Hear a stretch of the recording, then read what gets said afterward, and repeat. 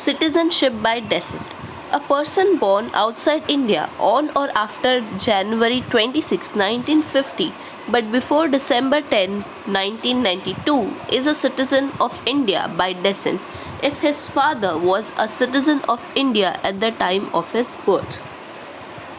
So यहाँ पे दो डेट्स हैं, जनवरी 26, 1950 और दिसंबर 10, 1992.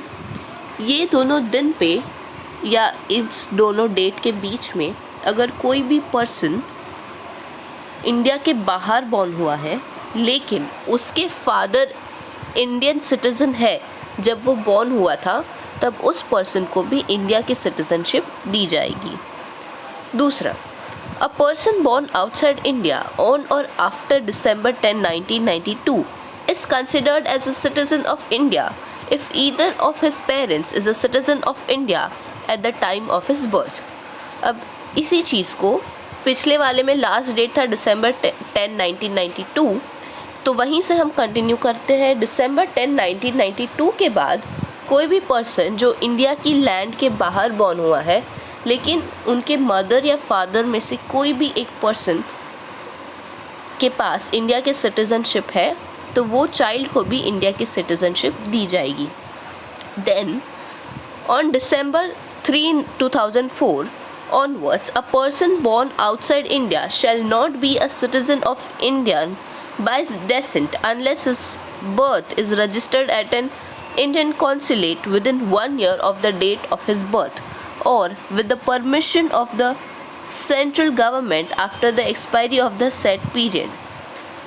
और कोई भी पर्सन जो December 3, 2004 के बाद बॉर्न हुआ है इंडिया के बाहर, अगर उसने वो चाइल्ड का बर्थ रजिस्टर नहीं कराया किसी इंडियन कॉन्सुलेट में उस कंट्री के बच्चे के बॉर्न के 1 साल के अंदर, तो उसको इंडिया की सिटीज़नशिप नहीं दी जाएगी.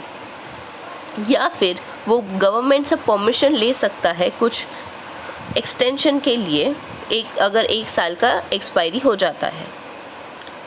An application for registration of the birth of a minor child to an Indian consulate shall be accompanied by an undertaking in writing from the parents of such minor child that he or she does not hold the passport of another country.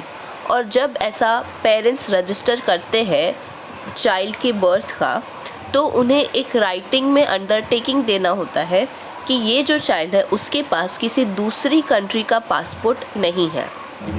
Further, a minor who is a citizen of India by virtue of descent and is also a citizen of any other country shall cease to be a citizen of India if he does not renounce the citizenship or nationality of another country within 6 months of his attaining full age. फिर कोई भी अगर minor child जो bye descent मतलब उनके parents अगर Indian citizen है तो उस तरीके से उसे भी अगर सिटीज़नशिप मिल रही हो और उसके साथ साथ वो किसी दूसरी कंट्री का भी सिटीज़न हो, तो उसकी सिटीज़नशिप अपने आप चली जाएगी. कब चली जाएगी?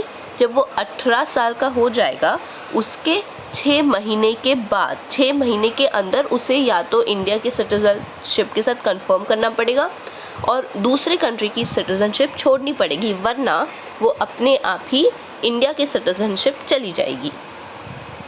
सो ये हुआ हमारा citizenship by descent.